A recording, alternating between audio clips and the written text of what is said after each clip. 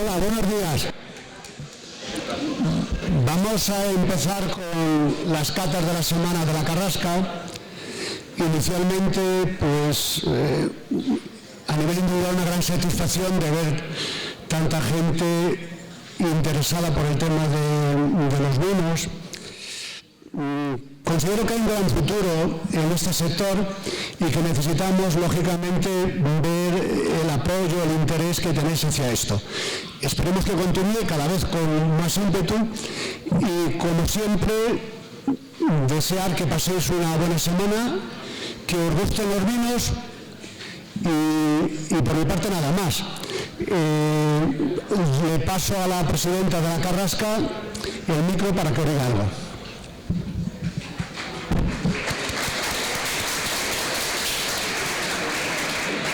Bueno, pues muchas gracias, Manolo. Bienvenidos a todos. Bueno, yo ya veo caras conocidas.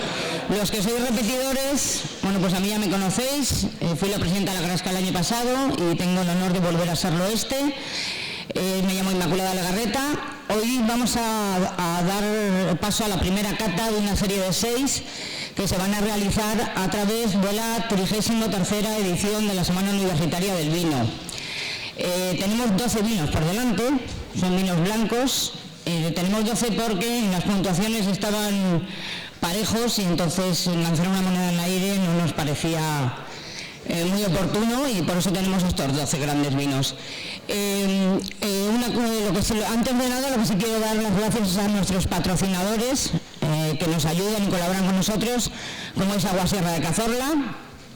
Tenemos también a la Fundación Premio Arce y, por supuesto, a la SIA. Los que vinisteis el año pasado, esto ya lo sabéis, pero bueno, a los que son nuevos, ¿quién viene por primera vez a la Semana del Vino? Pues vale, pues eso me tocará todos los días.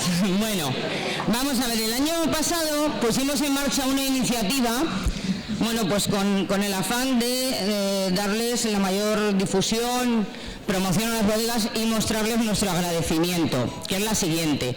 Pusimos en marcha la primera edición del concurso de vino y consumidor. Este año es la segunda, por lo cual estoy muy contenta, ojalá esto siga muchos años. Y esto es muy sencillo, os vamos a pedir, tenéis una hoja, ¿vale?, que es esta, ¿vale?, con cada uno de los vinos que vamos a catar. Entonces, os vamos a pedir que puntuéis los vinos del 1 al 10, o sea, no queremos una cata profesional, lo que queremos es que votéis en función de cuál es el vino que vosotros compraríais, ¿vale? O que os llevaríais a un evento, que pediríais en cualquier sitio donde fuerais. Y posteriormente les daremos unos premios, como los premios La Carrasca. Votar del 1 al 10, utilizar decimales si podéis, porque nosotros lo pasaremos a base de 100. O sea, es decir, un 9,2 y un 9,3 igual no es muy importante, pero pasando a base 100 y sumando puntos sí, ¿vale? Va a ser complicado. Luego tenéis aquí un poquito, tenéis también, hay un error en la fecha, no sé por qué ha salido así, bueno, porque evidentemente no es 18 de abril de 2016, pero bueno, es un error sin importancia. Tenéis unos apartados, eso, nivel de estudio, rango de edad, bueno, pues nos lo rellenáis para poder luego mandar un informe a las bodegas. Quiero dar las gracias a los representantes de las bodegas que tengo aquí, de Castelo de Medina, de Avelino Vega, muchas gracias por estar con nosotros. Un aplauso para ellos, porque sin ellos esto no sería posible. Bien. Y dicho esto sobre el concurso, ¿alguien tiene alguna pregunta? Sencillo, ¿no? Fácil para toda la familia. Bien, pues vamos a empezar la cata. Lo que sí os voy a pedir es silencio mientras la persona encargada de dirigir la cata está hablando. Luego ya tendréis tiempo de hablar. Yo sé que el vino invita a sociabilizar, invita a hablar, invita a saltar a la exaltación de la amistad, pero bueno, vamos a tratar, ¿no?, de guardar un poco la compostura, porque si no, no vamos a ser capaces de terminarla. Bien, y para dirigir esta cata tengo el placer de presentar a Ana María La Higuera, doña Ana María La Higuera. Ya ha colaborado con nosotros en diferentes semanas del vino, ¿verdad, Ana? Ella es enóloga y es sommelier, pertenece también a los generosos, creo, ¿no? A los generosos, bueno, a de las mujeres, ¿no? O sea, ¿cómo se llama? A la Cerry Woman, que son los que definen un poquito los vinos generosos. Muchas gracias, Ana, por estar con nosotros, un placer para nosotros tenerte aquí, y ya sin más dilación le voy a dar paso a ella para comenzar la cata. Muchas gracias a todos y que lo paséis muy, muy bien, ¿eh? Ante todo, buenos días. Yo voy a dar la cata de pie porque para mí siempre el poder interactuar es algo que me motiva. Decirles que tenemos una larga jornada de cata, 12 vinos de diferentes zonas.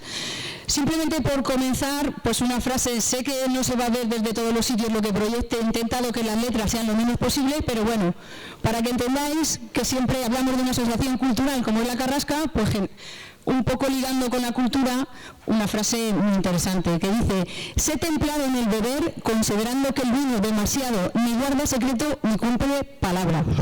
¿Sabéis de quién es?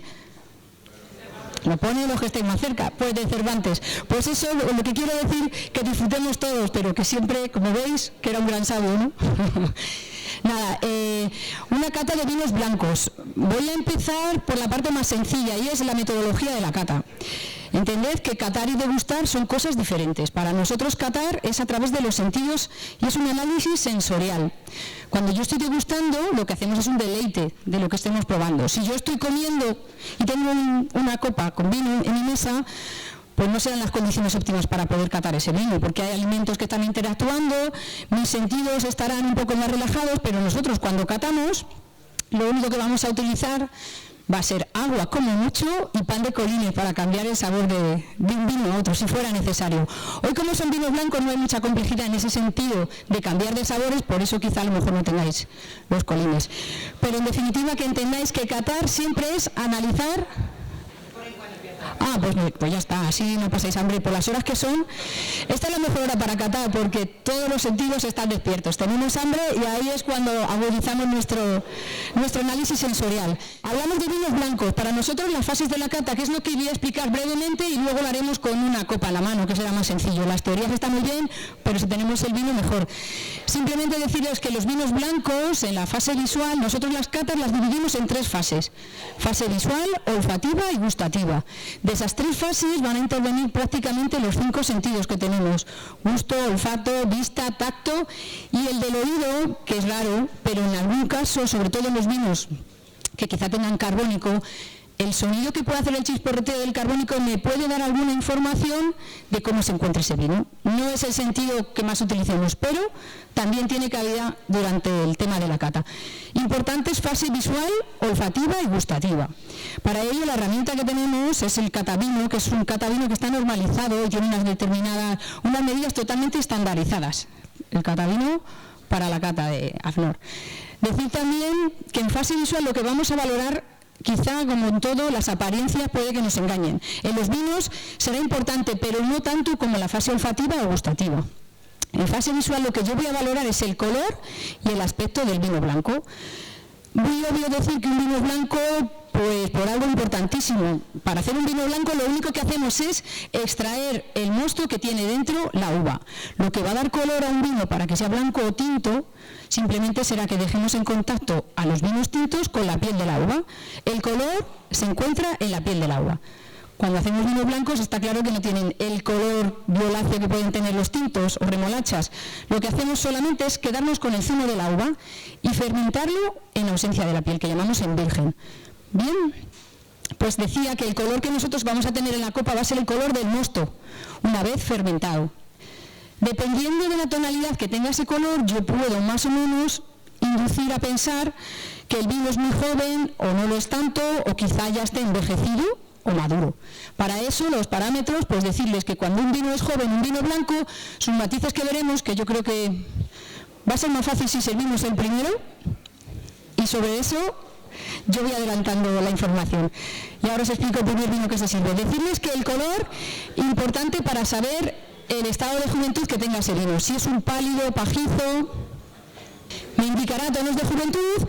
Si el vino tiene una tonalidad más dorada o más limón, quizá ya no sea tan joven, y otros tonos más subidos, como puede ser el lado de la derecha, pues el vino ya será un vino maduro. El primer vino que les van a servir es un vino que se llama El Señor de la Hoja Verde, del 2015. Importante cuando vamos a catar la forma en la que cogemos la copa. Cuando catamos un vino, la forma de coger el catavino o la copa va a ser así, o bien del fuste o bien de la base. Debemos tomar la copa a través del cáliz. Cuando estamos degustando no pasaría nada, pero en una cata lo correcto es así. ¿Bien? Muy bien. Ya hemos aprendido algo más. Hablaba de los colores y les decía que cuanto mayor es la juventud, de nombre todos los vinos blancos les llamamos amarillo, y dependiendo del matiz que yo vea cuando vaya a inclinar la copa, veré si es tremendamente joven o en evolución o quizá más evolucionado. Para eso hay un parámetro de colores o referencias. La forma de ver el color siempre va a ser sobre un fondo blanco, que en vuestro caso puede ser o bien el folio o la servilleta que tengáis en la mesa. Lo que hago es inclinar la copa perpendicular hacia mí sobre ese fondo blanco. El volumen de llenado es importante. Si yo lleno mucho la copa, no tendré facilidad para mover el vino. Cuando quiera inclinarlo, cuando quiera oler, no hace falta llenar excesivamente la copa, porque esto es una cata. Lo que hacemos, sobre fondo blanco, inclinamos. Y en este caso, el vino es un 2015, hablamos de un vino hecho con variedades totalmente autóctonas. Es un vino hecho en Galicia, de la denominación. Luego al final os indicaré las denominaciones de origen, los mapas, para que geográficamente sepamos situar dónde está cada denominación de origen. En este caso es de la denominación de origen Rías Baixas. Estamos hablando de Galicia y estamos hablando de una zona con una gran riqueza de variedades autóctonas. Quizá Galicia sea de las zonas donde más potencial de variedades autóctonas encontremos. Variedades que siempre han estado y que quizá no teníamos el conocimiento de que unas eran diferentes a otras, porque a lo mejor se cultivaban juntas. Ahora ya se sabe, se pueden diferenciar mediante técnicas de ADN y sabemos que hay una gran riqueza de variedades. Si hablamos de Galicia, hablamos de Rías Baixas, pues la variedad reina en esta zona se denomina albariño. En este caso, estamos hablando de un vino que principalmente lo que lleva es albariño, pero también tiene otras dos variedades que son de la zona, Treixadura y Loureiro o Loureira. Bien, Loureiro o Loureira porque recuerda al laurel, su aroma, de ahí su nombre. Variedades también autóctonas de la zona de Galicia. Si veis el color, pues dentro de lo que llamamos amarillo, que os parece que es muy pálido, poco pálido, como yo no estoy en una cata, lo que ella diga me va a venir bien. Sabiendo que es un 2015, el tono quizás está un poquito subido, está en un amarillo pajizo. El importante también de la fase visual, lo que hacemos es un poco definir el estado en el que se encuentra el vino. Normalmente los vinos son limpios, brillantes, como es en este caso. Sería un amarillo pajizo con un tono, o sea, estaría limpio y brillante. La siguiente fase, hablamos de la fase olfativa. El color, recordad, cuanto mayor es su palidez en un vino, seguramente más joven lo sea. En este me estoy deteniendo mucho porque es el primero, entonces luego ya pues iremos más rápido. El tema de los aromas, pues mucha gente cuando se habla de la definición de aromas es muy raro que nosotros digamos que un vino huele a uva. Pocas variedades las definimos como la variedad de la que procede. Cuando la gente oye decir que si huele a limón, que si huele a lichi, a frutos rojos, a manzana verde, a pera, parece que son añadidos. Todos esos compuestos aromáticos se encuentran en los vinos. Son compuestos que han generado las levaduras que han llevado a cabo la fermentación. Lo que nosotros podemos apreciar es mayor o menor intensidad en predominio de ese aroma, pero está prohibido terminantemente la adición de compuestos aromáticos. Lo que huele el vino es totalmente natural, de donde ha procedido. Todos los aromas pues vienen sobre todo de la viña, de la variedad, si el vino ha permanecido en madera, esa conjunción hará una serie de aromas distintos. No sé si lo veis bien, pero bueno, aquí lo que se define, todos los descriptores que utilizamos cuando catamos un vino. Esto es como un juego prácticamente. Pues un vino puede tener aromas florales, herbáceos, puede tener aromas de todo lo que tenemos aquí, de frutos secos, de fruta madura, poco madura. Todos esos descriptores están más o menos definidos. Lo que sí habrá variedades que quizá en mayor predominio tengan alguna familia de ellos concreto. Para hacer la fase olfativa, ya sí que tomamos la copa y vamos a oler sin agitar. Luego ya moveremos el vino. Inclinamos y vemos la franqueza, la intensidad del vino. Por ejemplo, en este caso, tened en cuenta las temperaturas de servicio que están muy correctas, pero siempre los vinos, cuanto más fríos están, menos intensidad aromática presentan. A pesar de eso, tiene una intensidad media y está limpio en nariz. ¿Qué quiere decir limpio? Que no hay nada que sea desagradable ni defectuoso. ¿Bien hasta ahí? intensidad media o media alta, cada vez va acentuándose más. Ahora sí que es el momento de agitar la copa y facilitar que los compuestos volátiles vayan en aumento. Agitamos y volvemos a leer. Y en este caso, ¿qué sucede? Pues que se potencia mucho más los aromas que tenía. A copa parada tenía una intensidad media y tras agitar el vino huele más, es más fragante. Lo que hemos hecho ha sido oxigenarlo y facilitar que esto suceda. Dentro de los aromas, ¿hay alguien que se atreva a decir algún tipo de aroma que podría reconocer en este vino? ¿Huele a madera, por ejemplo? No, bien. ¿O huele a algún fruto rojo, a nuez, avellana, a alguna familia de ese tipo de fruto seco? No. Nos vamos centrando. Por el aroma, ¿pensáis que el vino, sin haberlo probado, ahora definiremos sus aromas, pensáis que puede ser un vino ácido, que pueda ser un vino amargo? Como no lo sé, ya lo probaré. Dulce, ¿qué os parece? ¿Este aroma va a generar algún tipo de sabor que me induzca a pensar que pueda ser dulce, por ejemplo? No tiene pinta, está sobre todo en frutas con una cierta acidez, con frescura. Bien, como comentaba antes, no sé si lo veis todos, lo siento de verdad, pero bueno, hay 4 copas que definen un poco la familia de aromas, pues frutales, cítricos, piña, florales, rosas blancas, azahar, herbáceos o vegetales que podemos encontrar en los vinos, como os decía.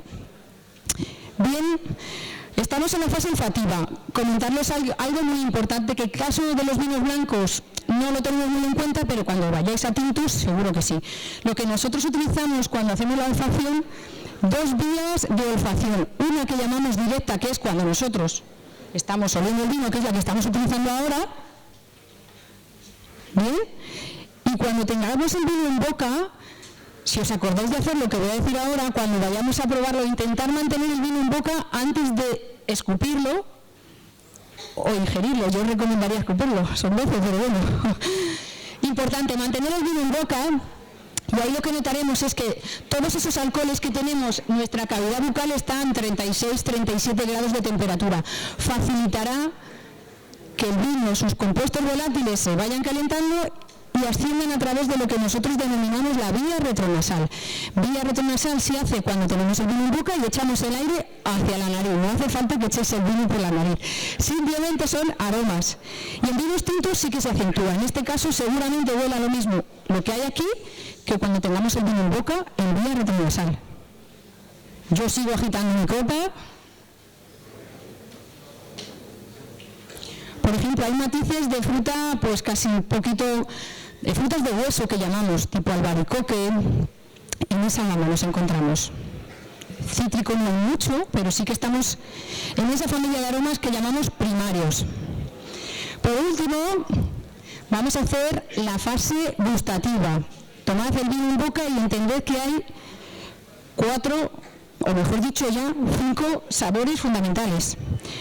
¿Sabéis cuál es el quinto sabor? El umami. El umami, pero que en el tema del vino todavía no terminamos muy bien de captarlo. Nosotros hablamos principalmente dulce, salado, amargo y ácido. Dependiendo en qué parte lo localicemos, así definiremos el vino. Por ejemplo, en una lengua, si un vino es dulce, lo vais a notar en nada más meter el vino en boca, en la punta de la lengua. Ahí están las papilas gustativas que van a detectar el sabor dulce. Si lo apreciáis, pues querrá decir que el vino es dulce. Normalmente los vinos nunca están a 0 gramos litro de azúcar. Un vino seco para nosotros está entre 2, 3. Luego va a depender del umbral de percepción de cada persona. Por ejemplo, las personas que no tomen nada de azúcar, pues el sabor dulce lo captan enseguida. Cualquier ligero dulzor lo aprecian. Pero a lo mejor si están acostumbrados a tomar el café solo, no son tan hábiles para reconocer luego el sabor amargo, que los golosos enseguida un ligero amargor lo van a detectar. Normalmente el umbral humano, pues a partir de 6-7 gramos litro podemos apreciarlo. Salado será en el centro de la lengua, pero no es fácil detectar las sales que hay en un vino, que por supuesto tiene sales. Quizá en algún vino tipo vinos de Jerez podamos encontrar cierta salinidad. Sales hay, pero no las podemos apreciar tan fácilmente. El sabor amargo se detecta al final, ya en la campanilla, justo al final de la lengua, que es en la dificultad. Cuando aprendemos a catar, escupir los vinos no es fácil. porque el instinto es que te tragues el vino, pero el sabor amargo tienes que saber valorarlo sin haber ingerido el vino. Si te lo tragas, lo vas a notar el amargo. Si no, es un aprendizaje que os invito a que hagáis, a escupir los vinos. Y por último, lo más importante, los vinos blancos, su virtud va a estar en la frescura. Para mí fresco no quiere decir que tenga 8 grados de temperatura, quiere decir acidez, en el sentido de acidez refrescante.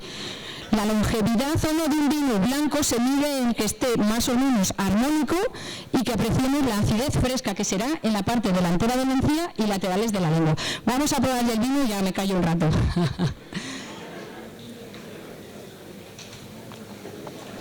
¿Habéis probado? Eso puede ser, eso son escupideras, lo que tenéis así. Bueno, fijaos, la entrada en boca del vino es suave, porque no hay ninguna astringencia, no hay ninguna aspereza. Bien. El vino es seco, porque no es dulce. Y sin embargo, sí que enseguida vuelves a salivar otra vez por la frescura y la acidez que presenta.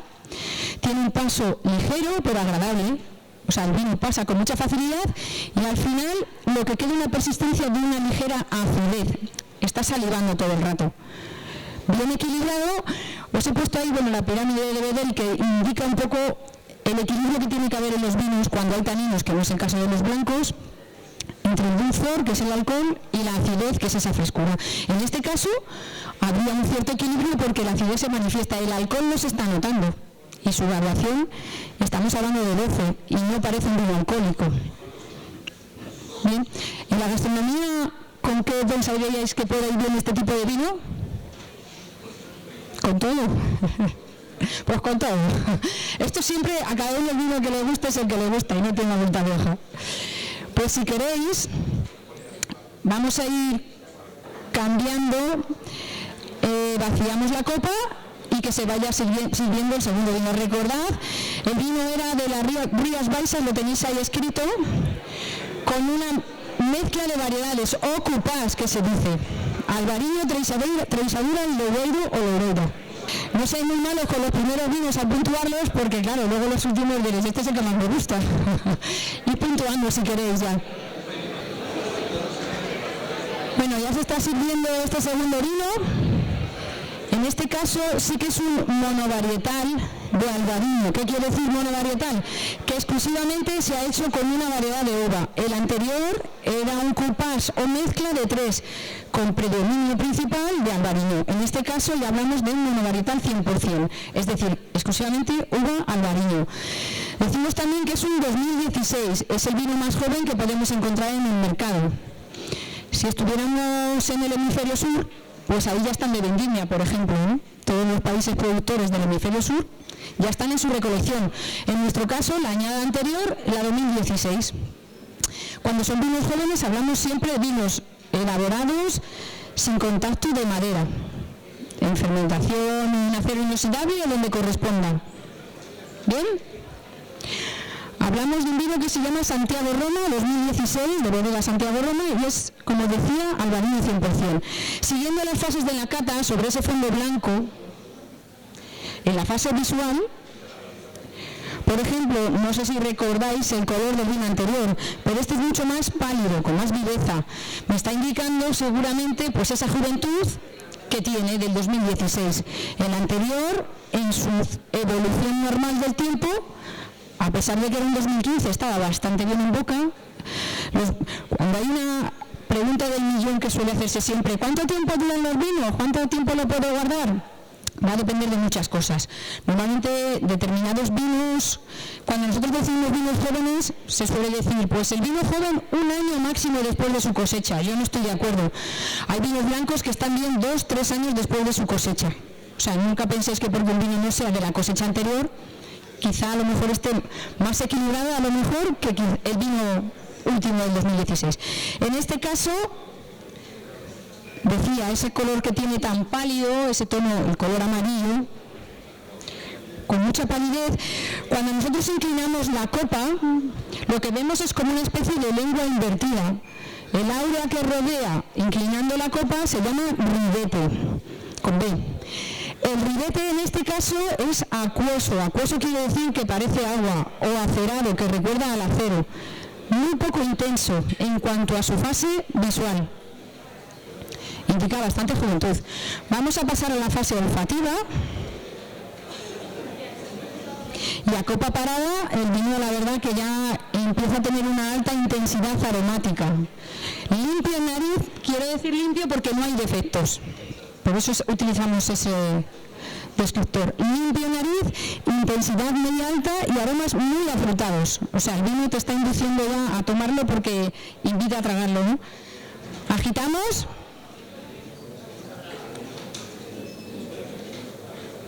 Y como siempre, el vino se potencia en cuanto a la intensidad. Esto no va a suceder siempre.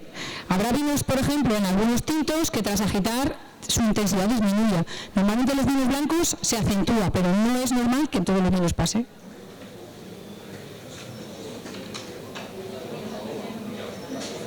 ¿Qué os parece este tipo de aroma? ¿Os recuerda algo en especial? ¿A piña? ¿A piña? ¿A fruta tropical? Podría ser. Volvemos a estar en esa riqueza de aroma, vuelven a ser fruto de hueso. Este vino, cuanto más tiempo esté aquí, lo que no le vamos a dar tiempo, más empieza a manifestar sus aromas, la complejidad de aromas que tiene. Sí, ese toque un poco de fruta tropical que hablábamos, esa fruta de hueso un poco madura, algo floral. Vamos a pasarlo en boca y entended que si el vino está fresco, será su acidez lo que predomine. Vamos a ver si localizamos la acidez en la parte delantera de la encía y en los laterales de la lengua. ¿Os parece más o menos ácido que el anterior? Es más, esa es la frescura de la juventud que tiene el vino. Enseguida, pensad que el grado alcohólico no se está notando, porque los vinos están bien equilibrados, tiene su buen contenido en alcohol, pero como indicaba el diagrama de antes, si hay un buen contenido en alcohol y hay una buena acidez, el equilibrio existe. ¿Qué pasará con los años? ¿En qué momento ya decimos que un vino no está en óptimo momento de consumo? Pues en el caso de los vinos blancos, a lo mejor cuando su acidez ya no es tan refrescante, se quedan un poco planos, no tienen viveza. Tarde o temprano le pasará a todos los vinos, porque el vino evoluciona, nace, no se reproduce, pero sí tiene un final. ¿Bien? ¿Qué os ha parecido este albariño 100%? Muy rico de beber, incluso tiene un final ligeramente amargo. ¿Dónde se nota? Cuando ya has ingerido o escupido el vino hay una ligera sensación, no es peyorativo el amargo en el mundo del vino, una ligera sensación de amargor, muy ligerita, que recuerda incluso la piel de la uva, a lo viejo. Muy interesante recordar, como os decía, estas variedades de uva que se encuentran localizadas en Albariño, principalmente en Galicia, en el norte de Portugal también hay, pero el Albariño sería quizá una de las, entre otras, variedades que abanderan los vinos blancos españoles, entre otras, pero una de ellas de gran prestigio tanto nacional como internacional. Vamos a ir enjuagando, si queréis podéis con un poquito de agua, o como son vinos más o menos del mismo estilo, no hay problema en que se utilice en la copa. Os pongo ahí el mapa de las Rías Baixas, mientras que se sirve el siguiente vino. Estamos hablando de la zona de Galicia, una zona con mucho microclima, con un clima totalmente atlántico, con influencia y frescura, pero a la vez con mucha zona fluvial. Microclimas que incluso en algunas zonas en verano se pueden conseguir unas temperaturas altas a pesar de ser atlántico. Deciros pues que la zona de Rías Baixas dividida en 5 subzonas, pero siempre acompañado de zonas fluviales. El río Miño, sobre todo. Incluso cultivos en algún caso que son en ladera. Recordad esta uva, como os comentaba, pues quizá en donde se cultiva en mucho microclima, pero no deja de ser una zona de alta pluviometría, lluvias constantes. Lo importante de este viñedo también es que se cultiva en un emparrado típico de la zona de Galicia, que no es espaldera. Lo que intentamos es subir la plantación lo más alejada del suelo para que esa humedad que se genera o ese agua pues intervenga lo menos posible en contacto con la piel de la uva y a la vez se facilita la ideación para que los racimos puedan secarse bien en el caso de que hubiera altas lluvias. Muy típico de la zona de Galicia, los emparrados tradicionales, con postres que incluso a veces son de granito. Bueno, pues el tercero, como os decía, volvemos a hablar otra vez de un vino gallego, vuelve a ser un Rías Baixas, 100% albariño, y repetimos añada, en 2016 se llamaba Altea, ¿vale? Y las bodegas se llaman Vinardín. Estamos hablando siempre de bodegas familiares, con viñedos propios, con viñas que no son recién plantadas, con viña madura, viña vieja, pequeños cultivos, y eso siempre va a enriquecer la diversidad que hay de vinos en toda esta zona, en estos microclimas. Sobre el color, ¿os acordáis? Para la fase visual inclinamos la copa sobre el fondo blanco.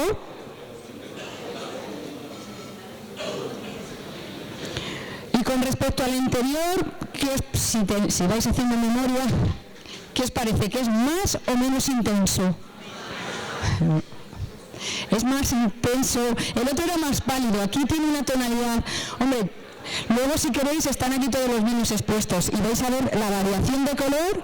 Es un 2016 igual que el anterior, la misma variedad, pero con una cierta madurez también se está manifestando en el color. Un amarillo ya no tan pálido, el anterior era menos intenso.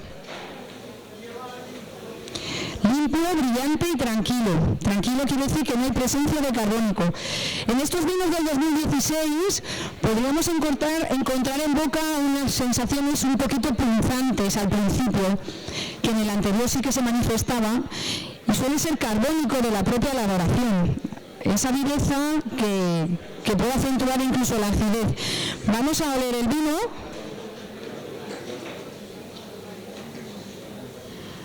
Intensidad media alta, limpio nariz, pero otro aroma totalmente diferente al anterior. Aquí hay muchas notas de maduración. El anterior pues nos indicaba algo menos maduro, y aquí hay como sensación de más madurez en todo, pues en la elaboración, en la uva. Si agitamos, recuerda un poco a los orejones, ¿sabéis qué son? Que es el albaricoque deshidratado, seco, dulce. En esa gama están muchas notas de madurez. Igual, si agitáramos el vino, va a ir cambiando en cuanto a sus aromas. ¿Lo habéis probado? Algunos sí, otros no. Vamos a probarlo. ¿Os parece más o menos ácido? Menos ácido, incluso tiene un final un poquito más amargo que el anterior. No está tan fresco como el anterior. La entrada en boca es suave, seco, el gusto dominante es una acidez pero no muy marcada. Es sabroso el vino y sobre todo al final el posgusto o el gusto final deja un ligero amargor. Es un vino un poquito más estructurado. 13 grados de alcohol, tampoco se está notando. Todo esto siempre va equilibrado, como os decía, con la acidez. Eso hace que el vino tenga una cierta armonía. En cuanto a la gastronomía, pues cualquiera de estos vinos, como siempre, pescado, mariscos, algún queso que otro también maridaría bien, aves blancas, por ejemplo, todo lo que da la tierra seguramente acompañe a este tipo de vinos, ¿no? ¿Qué os ha parecido? ¿Os ha gustado más? ¿Menos? ¿Diferente? Me decía Manuel que él notaba más en este vino, seguramente, y eso sí que lo sé, y la he pillado enseguida, que lo que se ha hecho para extraer más aromas, sobre todo, se deja. Yo empecé diciendo que los vinos blancos fermentaban sin estar en contacto con las pieles. En algunos casos se deja las pieles macerando, que no fermentando, con el mosto para extraer aromas, complejidad. Y eso es lo que le da esta sensación que tiene un poquito más de grasa en boca este vino con respecto al anterior. Maceración en frío, que pueden ser horas, pero con varias finalidades. Una de las pistas te lo da también el color, que está un poquito más subido de color con respecto al anterior. Y a la vez, pues más sensación de corporeidad en boca, más estructurado. Por esa maceración pelicular, es decir, con los ollejos. Se hace previa a la fermentación y es cuestión de horas. No fermenta con los ollejos, pero sí que sí que se apreciaba. Bueno, estamos ya en el vino número 4 y en este caso, según tenéis escrito en la hoja, veis que pone BO genérico, o sea, mejor dicho genérico, BO rueda. ¿Sabéis lo que es un vino genérico? Un vino genérico nos están diciendo denominación de origen rueda, pero nos han indicado previamente que es un genérico y os dais cuenta, en ningún momento pone la bodega que lo elabora, solo tenemos un dato y dice genérico, pero me dice denominación de origen rueda. ¿Qué es un genérico? Pues las denominaciones de origen a veces lo que hacen es que seleccionan un vino por las condiciones que sea, que es representativo de un tipo determinado dentro de la denominación de origen. Entonces, el genérico nunca vamos a ver de qué bodega es, pero ha sido seleccionado entre todas las bodegas que forman parte de esa denominación de origen. Por ejemplo, la campaña que ha hecho Rueda con sus vinos genéricos es súper divertida, a mí me lo parece, por lo menos. Ha intentado, dentro de los tipos de vinos que ellos elaboran, a cada uno darle un lema o un eslogan concreto. Normalmente cuando una denominación de origen hace un genérico, pues dice, yo qué sé, fino genérico y ya está. Pero ellos, en Rueda, lo que han hecho es que a cada tipología de vinos pues le han puesto un eslogan. Por ejemplo, en este caso, que lo que vamos a probar es un verdejo, el lema es ¿y si lo compartimos? Pero si fuera un genérico de Rueda que llevara, aparte de Saula Verdejo, Sauvignon Blanc, pues en ese caso a lo mejor lo que nos indicaría, siendo genérico, es mi momento único. No son marcas. O sea, yo voy a la tienda y no voy a poder encontrar esa marca. Es algo que representa la denominación de origen. O si el vino en Rueda está fermentado en barrica y representa a los vinos de Rueda fermentados en barrica, ese genérico, pues se llama otra forma de ver la vida. Eso es lo que nos aparecería en la etiqueta. Y por último, si es un espinoso, pues se llama ese día no lo olvido. Ah.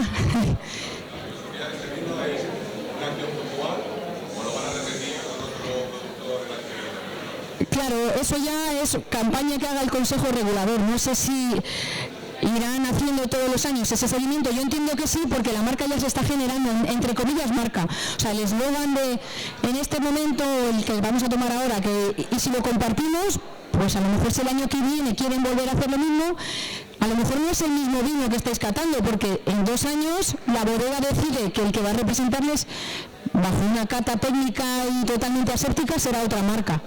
Nunca vais a encontrar el mismo vino todos los años, y habrá años que si no quiere el Consejo Regulador no embotella genéricos.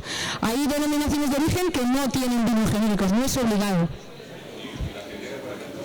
Claro, pues eso que se ha conseguido, pues mira, Jerez tiene genéricos, muchas de ellas tienen Mancha. Madrid hay años que sí, años que no, depende. Si por ejemplo se conmemora algo puntual, pues yo qué sé, el 25 aniversario de la denominación de origen, salen genéricos especiales, pero que nunca van a ser los mismos. Yo creo que eso no se puede comercializar, eso solamente representa la de cuando tú quieras saber lo que es un vino de Rueda, el Consejo Regulador te facilitará estas marcas que son genéricas. Es simplemente a nivel informativo. Un vino genérico representa a una denominación de origen en una añada o en un tipo concreto. ¿Ven? Pero que no todos tienen por qué tenerlo. Y en este caso, pues han apostado por ponerle nombres que van relacionando a la tipología de los vinos acogidos a denominación de origen. Hablamos de un vino hecho con uva verdejo 100%, por eso es el eslogan. Decía que otros vinos con Sauvignon Blanc de Rueda se llama de otra manera. Cuando es el fermentado en barrica es otro. Y cuando es el espinoso es otro eslogan el que tiene. No lo podéis encontrar porque no se comercializa. Vamos otra vez. Bueno, sabéis lo que es un consejo regulador o deciros que es el organismo que gestiona y controla la denominación de origen. Que no todos los vinos están dentro de DO, pero si está, pues cumples una normativa. Hablo a nivel español. A nivel de España estoy hablando. Sobre fondo blanco, inclinamos la copa, cambiamos de variedad de uva, hablamos de uva verdejo y hablamos de otra zona geográfica también. Por ejemplo, el color, pues también puede ser un amarillo un poco pajizo, limpio, brillante, tranquilo. Lo de tranquilo es porque no tiene carbónico. Yo lo digo ya de carrerilla, pero hace alusión a que está sin carbónico. Bien. Uva Verdejo, si hablábamos antes de Galicia, Rías Baixas, hablábamos de Albariño, entre otras principalmente, pues si hablamos de la denominación de origen Rueda, ¿Rueda sabéis dónde está? En Valladolid, pero la denominación de origen Rueda, principalmente en municipios de Valladolid, pero hay otras dos provincias que también están acogidas a la de Rueda, dentro de Castilla y León. Segovia y Ávila, muy bien. Principalmente Valladolid, Segovia y Ávila también tienen municipios que elaboran vino con denominación de origen Rueda. Bien. Verdejo, pues hablamos de una uva que siempre ha estado ahí, que tiene un microclima también especial, que hablamos de un tipo de suelo que le da unas características definidas, pero que igual a lo mejor son variedades que empiezan a sonar, pero es que son variedades autóctonas de siempre, que siempre han estado ahí. En Rueda típicamente se hacían vinos incluso de envejecimiento, de hace muchos años y hasta siglos, de envejecimiento, con soleras, tipo parecido a los vinos generosos, tradicionalmente. Aquí me están apuntando esos que os digo tradicionales de Rueda, muy similares a los vinos amontillados. Quizá sean de los pocos denominaciones de origen que tienen acogido a una vinificación especial que se hacen ahí. Repito, estábamos en la fase visual, amarillo pajizo, limpio, brillante, tranquilo. Vamos a olerlo. Y fijaos, otra gama de aromas totalmente diferente a lo que hemos olido hasta ahora. Intensidad media alta, huele bastante, limpio en nariz, no hay defectos. Y aquí os recuerda este aroma, si os recuerda algo. A fruta tropical por allí. A melocotón. A piña también. Vamos haciendo aquí un cóctel. A maracuyá, mucha fruta tropical y algo herbáceo también. Algo herbáceo. Vamos a agitar la copa y a ver qué sucede.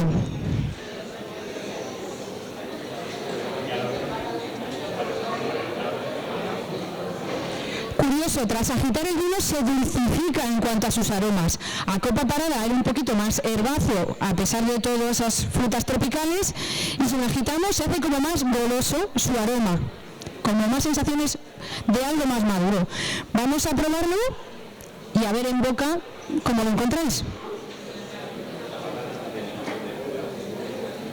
No sé si notáis al principio de meter el vino en boca como que tiene un poquito de carbónico. ¿Y cómo se manifiesta? Un poquito punzante al principio en la lengua, no se queda adormecida ni nada, pero hay una sensación al principio en boca del carbónico que tiene el vino. Un vino de entrada suave, seco, con cierto punto de carbónico que me habla de su juventud, bastante estructurado. El vino tiene sensación de corporeidad y a la vez algo característico de esta uva verdejo, un final amargo, y aquí sí que se nota más las sensaciones amargas que por ejemplo los anteriores que tomábamos en los albariños. No sé si lo apreciáis, si no volvéis a tomar un pequeño trago y entenderéis a lo que me estoy refiriendo, con ese ligero amargor que lo hace potente el vino en boca. A veces cuando catamos hacemos la prueba del 4, pero si lo tuviera que hacer por 4 cada vino terminaría fatal. Y ahí es donde ves realmente si un vino es muy ácido, si dudas, si no dudas. La prueba del 4 es probar 4 veces el mismo vino. Y si tenemos 12, pues imaginaos. ¿Notáis? Incluso muy persistente en boca. O sea, ha pasado un rato y yo todavía tengo la sensación del vino en boca. Un vino marcado, muy bien elaborado también. Verdejo 100%, y es un genérico, repito. ¿Qué os ha parecido? ¿Os ha gustado? Hemos pasado de albariño, de una variedad, estamos en la zona de Verdejo, estamos en un clima continental, un tipo de suelo concreto en esta zona. Deciros que en general el consumo de vinos blancos está aumentando cada vez más. En España empieza a haber un aumento de consumo de vino blanco.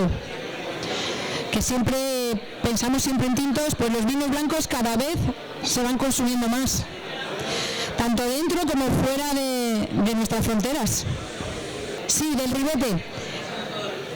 Claro, a no ser que el vino, me está preguntando él que yo al principio hablé del ribete cuando hablaba, cuando hablaba en la fase visual, inclinando la copa, ese aura que rodea el vino. En los vinos blancos no hay mucha variedad de matices, entonces lo he nombrado para que supierais cómo se llama, dónde se localiza, y que normalmente en vinos blancos, como es tan poca la intensidad de color que tienen, suelen quedarse en tonos acerados, grisáceos, acuosos. En tintos se va a hacer mucho más énfasis en lo que llamamos el ribete.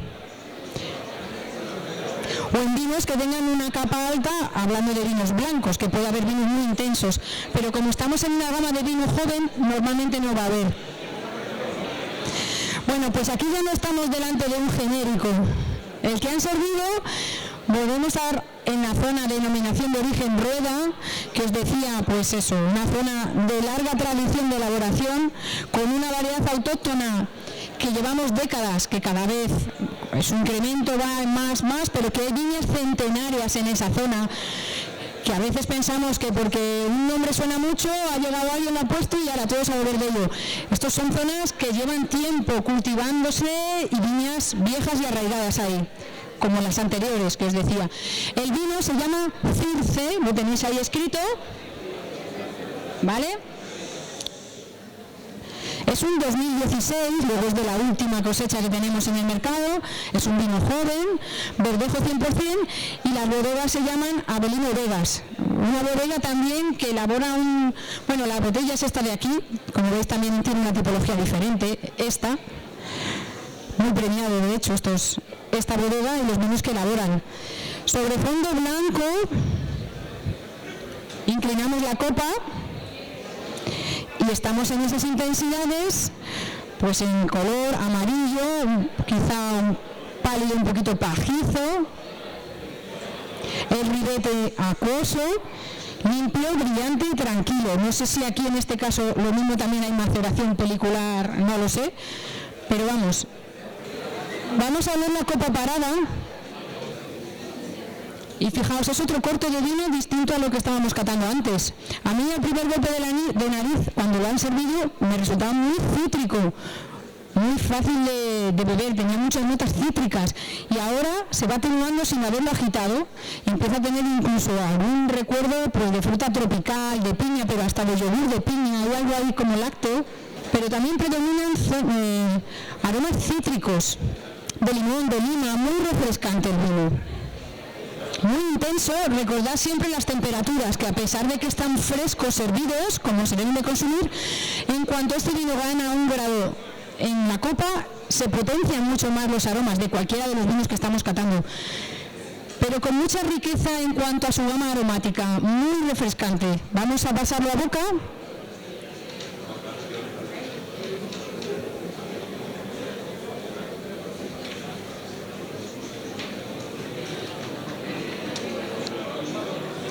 Igual, tiene una viveza, notáis la frescura, enseguida estamos salivando, es como cuando tomas un caramelo de limón, rápidamente estamos salivando. La entrada en boca es suave, ligero punto de carbónico, ¿notáis lo que cuando me refiero al carbónico?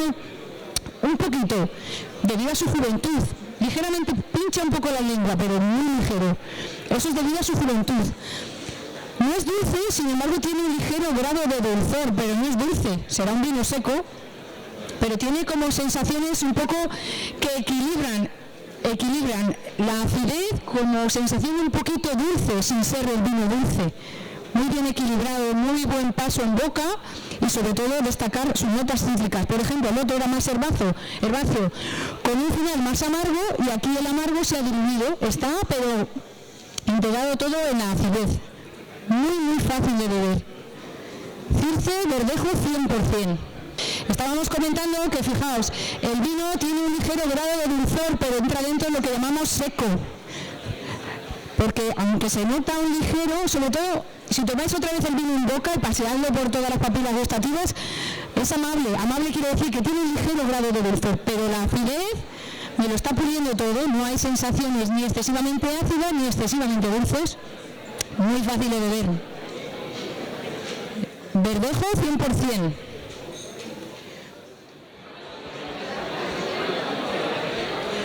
Continuamos con vino de rueda, denominación de origen rueda. Y este vino que se está sirviendo, hasta ahora todos son vinos jóvenes, vinos en acero inoxidable, en ningún caso hemos hablado de maderas ni nada de esto. Volvemos a estar ante un vino joven, 2016, Blume, se llama Blume 2016, Verdejo 100% de bodegas Félix Solís. Como siempre, en todas estas tonalidades de vino joven, el abanico de colores es muy similar siempre. Si yo no comparara un vino con otro, nos movemos siempre en esos tonos amarillos, pálidos, pajizos. Nos están indicando que son vinos jóvenes del 2016, 2015 máximo, hasta ahora lo que estamos probando. Limpio, brillante, tranquilo, con ese tono amarillo pálido, con muy poca intensidad también en cuanto al color. Y en nariz, ¿lo habéis olido? Este vino necesita agitarse un poco, está un poquito reducido, que se dice. Con agitarlo se irán abriendo sus aromas a mejor. A ver, un poquito de silencio, por favor. Agitar la copa, bien ahí, que se oxigene el vino un poco. Estamos hablando de una intensidad olfativa media. El vino está un poco cerrado, ¿qué quiere decir? Que necesita un poquito de aireación, de agitar la copa. Pero aún así, pues el vino está en su gama afrutada, aromas primarios, verdejo 100%, igual que los anteriores.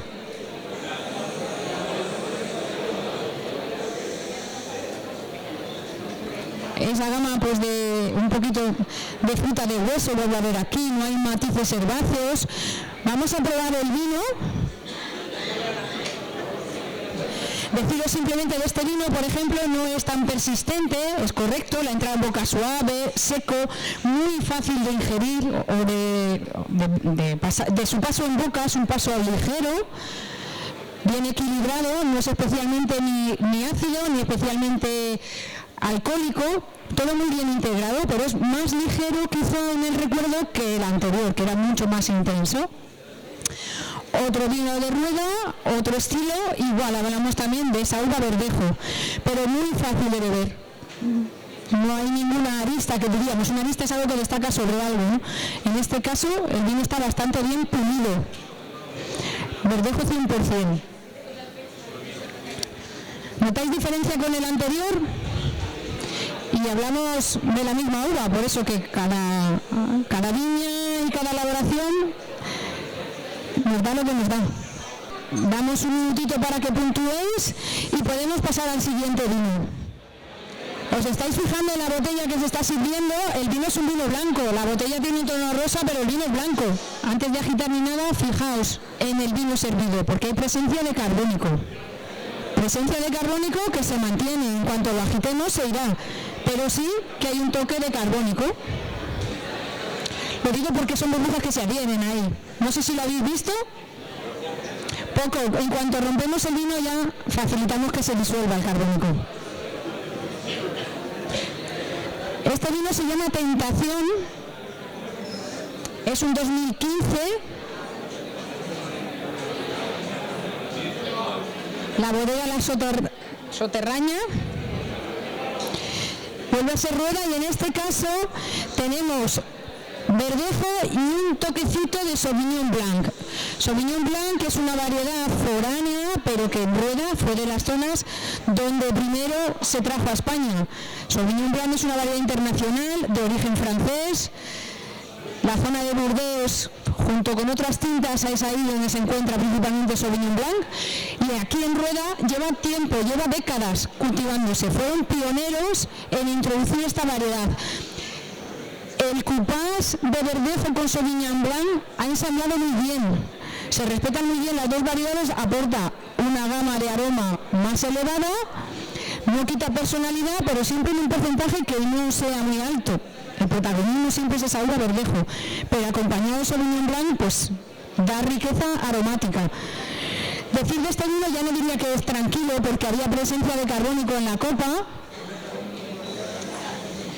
Limpio, brillante, con ese tono amarillo también pajizo, ya no es tan joven, pero a pesar de todo el carbónico se mantiene. Si olemos el vino a copa parada,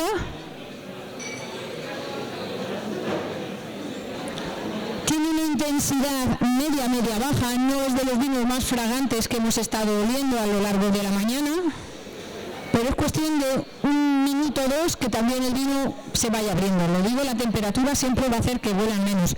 Agitamos la copa y aquí ese Sauvignon Blanc que os decía, que suele tener algún toque tropical, igual con ese hermanamiento que os decía con el verdejo, variedad foránea, pero cultivado en rueda desde hace tiempo.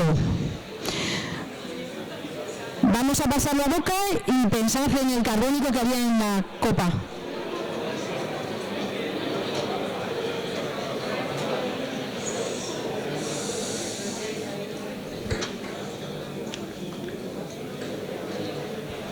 Fijaos, hay una categoría de vinos que se llaman frisantes.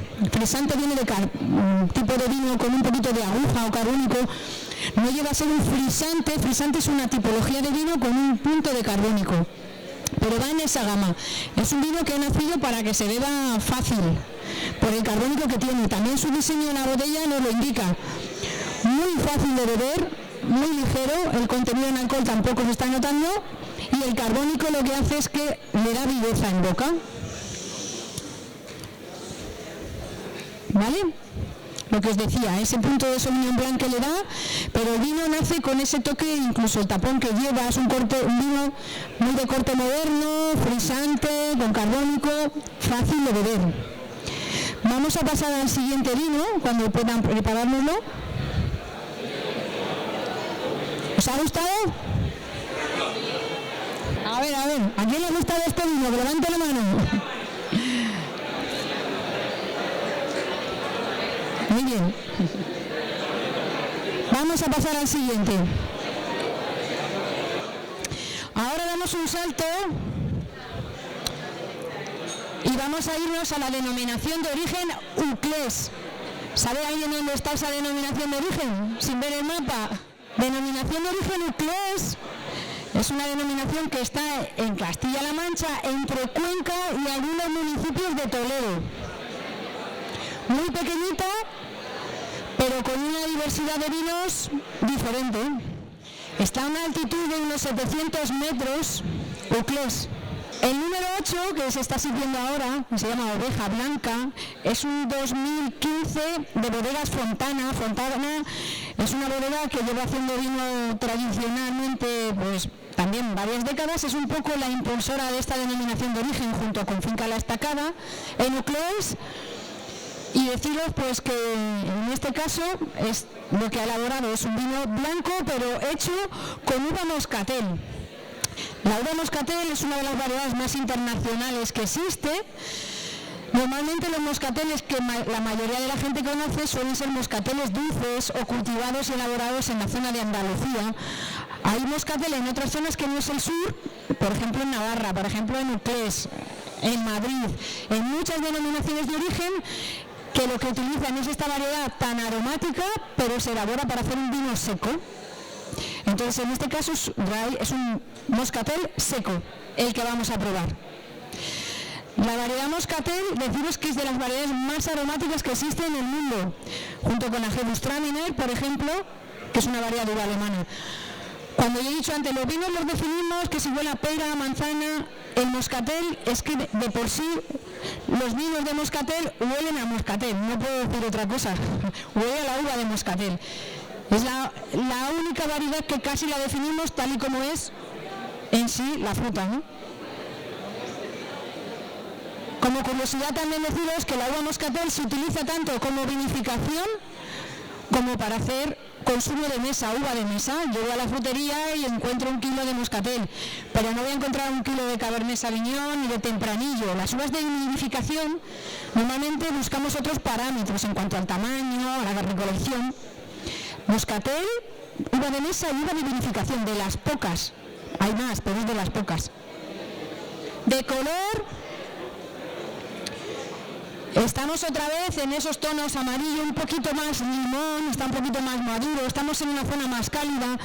Hemos ido bajando por la península, empezamos en Galicia, la zona de Rueda, Castilla-León, ahora estamos entre la frontera de Cuenca y Toledo. La mayoría de las bodegas Cuenca, pero hay municipios de Ocles que están en Toledo. Hablamos de la zona de la meseta, a pesar de 700 metros de altitud, pero es un clima continental seco. Intensidad media alta, muy limpio nariz, pero se nota más la madurez. Todas esas notas herbáceas, florales que hemos encontrado tanto en Verdejo como en Albariño, aquí ya hay más notas de madurez. Ya estamos en un clima más cálido y se manifiesta también en el vino. ¿Vamos a probarlo? Si os dais cuenta, es que es como si tuvieses comido una uva de moscatel. El vino es seco, no es dulce, pero recuerda totalmente a la fruta. Es como si has cogido de un racimo y te has puesto a comer uvas. Muy afrutado, muy intenso, muy persistente. Su gama aromática, deciros que aquí la vía retronasal de la que hablé al principio, si cierras la boca y echas el aire desde la boca hacia la nariz, es como si tuvieses comido una uva moscatel. Muy fácil de detectar sus aromas primarios de esa uva. ¿Vale?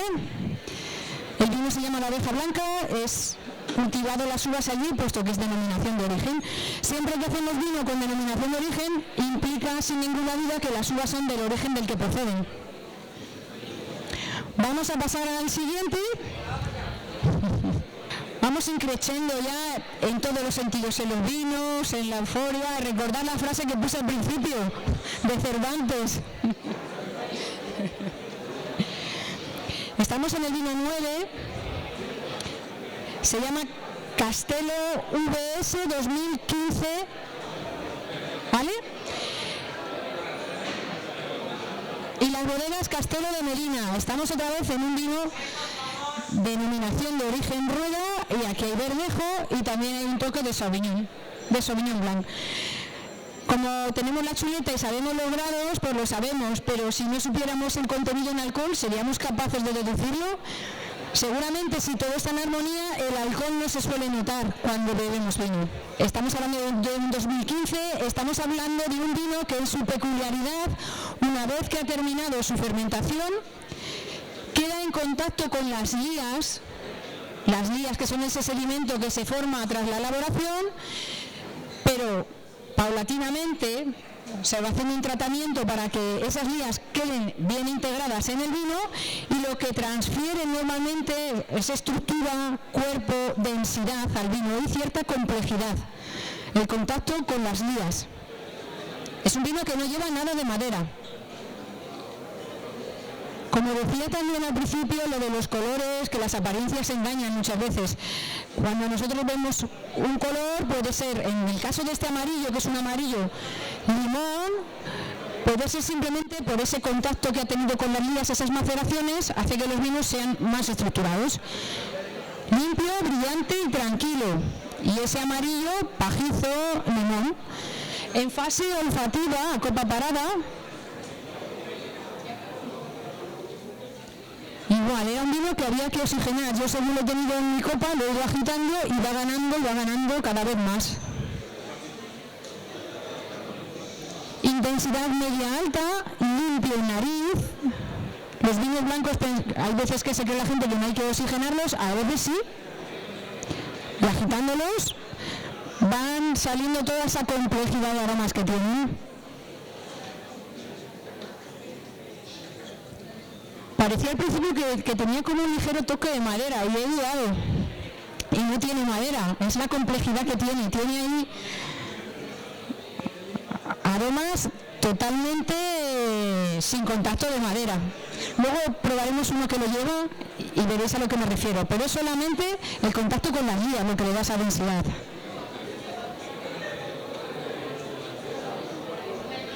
Aromas muy maduros. Vamos a pasar la boca.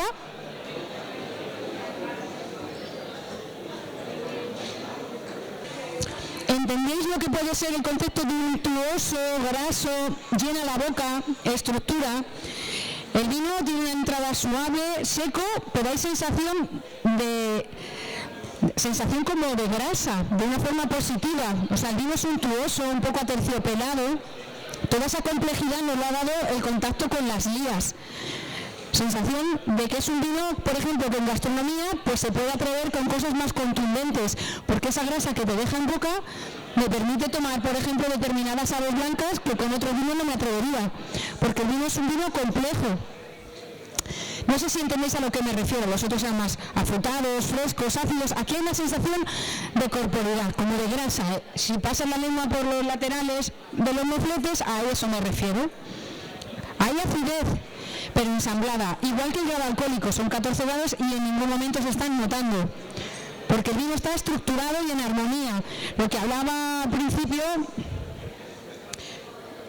que puse una diapositiva que explicaba el equilibrio en los vinos, la acidez, el dulzor. No hay taninos, pero hay estructura en el vino. Es un vino ya de palabras mayores. Aquí en gastronomía nos podemos meter con muchas cosas potentes, ¿no? ¿Os ha gustado? ¿Os ha gustado este vino? Está muy rico. Disfrutadlo mientras que viene el otro, que ya cambiamos. Ya dejamos rueda, ya dejamos Uclís y nos vamos a Penedès. Penedès, ¿sabéis dónde se encuentra Penedès? Por ahí dicen que sí. ¿El resto sabéis dónde está Penedès? ¿No? Pues os lo digo. En Cataluña, pues el mapa representa la zona de Cataluña y dentro de Cataluña esa zona de ahí. También donde se elabora el cava. Penedès. El vino que nos están sirviendo es de Bodegas Torres, se llama Fransola. Bodegas Torres pues ha sido pionera en muchas cosas en España y entre ellas la introducción de variedades foráneas y la defensa de sus propias variedades. En sus instalaciones tiene viveros de los cuales se abastece para su propia cultivo de viña, selección clonal que hacen ellos mismos. Mucha investigación en I+D, una gran empresa y sobre todo apostando por eso, pues, por la materia vegetal que ellos mismos cultivan. Fransola elaborado con una variedad que es Sauvignon Blanc y también tiene un toque de parellada. El vino también tiene un ligero contacto con las lías y un toque por madera, muy poquito tiempo en madera. Madera nueva, madera francesa y muy bien integrada. Se va a notar más en boca quizá que en nariz. Cuando veis el vino hay como un toque un poquito de toffee. ¿Sabéis lo que es el toffee? Caramelo de café con leche. El toffee empieza a salir en nariz cuando agitamos la copa. Como un poco cremoso, mantequillas. Todos esos toques vienen de la madera en la que ha permanecido, madera nueva. ¿Vale? Estamos con Fransola. El color amarillo, limón, un poquito dorado, pero su paso por madera permite que tenga esas tonalidades. Es lo que le corresponde, de hecho, ¿no? 4 meses en barrica. 4 meses de barrica nueva y muy poco tiempo. Vamos a tomar el vino en boca y entended que aquí puede que haya un componente nuevo que hasta ahora no ha aparecido, que son los taninos. Vamos a probar.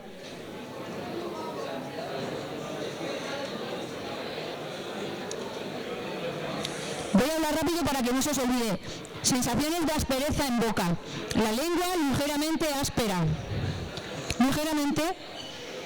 Y la entrada en boca, pues ya no hay frescura, pero hay una sensación como que si pasan la lengua alrededor de los dientes, se quedan ahí un poco enganchados. Una madera muy nueva, muy sutil, pero eso es síntoma de un paso por madera. ¿Vale? Fransola, 4 meses en barrica nueva, en nariz no se aprecia solo en esos toffees. Y un vino bien equilibrado al igual. La acidez no es lo que más destaca. Cuando un vino pasa por madera, la acidez queda en un segundo plano, como es en este caso. Lo que le da también es longevidad de consumo. Este vino puede permanecer embotellado 2-3 años más porque tiene longevidad gracias a la madera. ¿Os ha gustado Fransola? No mucho. Los que no os gusten mucho es porque ya hay la presencia de madera, es lo que podéis notar distinto, ¿no? Vamos a por el siguiente. A partir de ahora los vinos que vamos a catar ya tienen permanencia en madera. Los vinos blancos normalmente lo que se puede hacer es fermentarlos en acero inoxidable o fermentarlos en barrica. Fermentar en barrica no es una crianza, luego aparte podría haber una crianza. La peculiaridad es que en vez de hacerlo en el acero inoxidable, al igual que lo hacen normalmente el resto, se introduce el mosto y fermenta en envases de 225 litros. Y a la vez que están fermentando, en un proceso que denominamos batonaje o batonage, se remueven las lías confiriendo también estructura a los vinos, una vez que han estado en contacto con las lías. Esto es una técnica francesa, pero igual, haciéndose ya en otros países. Batonaje, fermentación en barrica, y tras la fermentación en barrica permanece en madera pues 4 o 5 meses, dependerá. Eso es algo que no se hace normalmente con los vinos blancos. Este es un vino fermentado en barrica y con crianza bajo lías. Y disfrutando. Otra vez esos matices elegantes, finos, del toffee, de mantequilla, la madera, el tostado medio. ¿Vamos a probar el vino?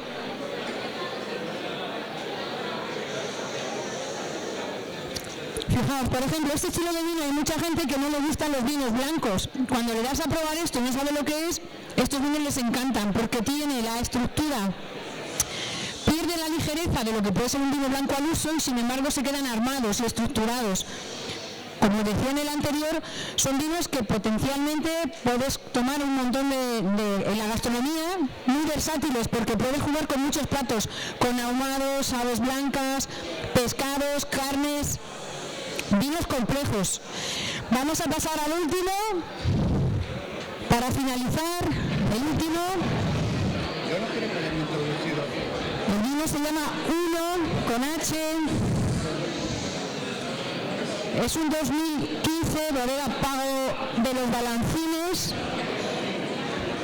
Denominación de origen, Ribera del Guadiana, Extremadura. Toda esa zona, una gran extensión de viñedo con denominación de origen. Pago de los Balancines es una de las grandes bodegas que está haciendo vinos muy concienciados con el medio ambiente, con las variedades, con el respeto. Estamos hablando de Extremadura y cualquiera de sus vinos que elabora, muy recomendables. El blanco que tratamos Chardonnay, como decía, en madera. Vamos a probarlo.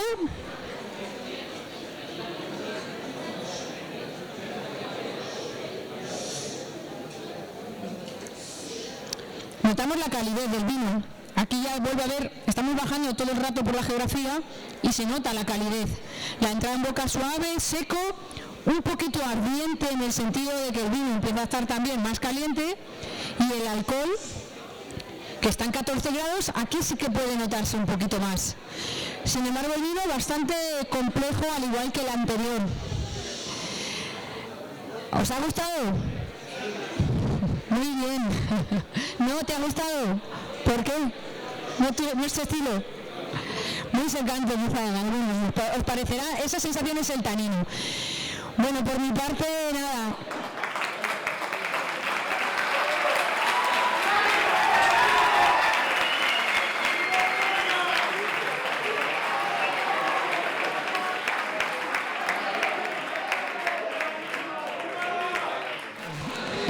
Daros las gracias por asistir.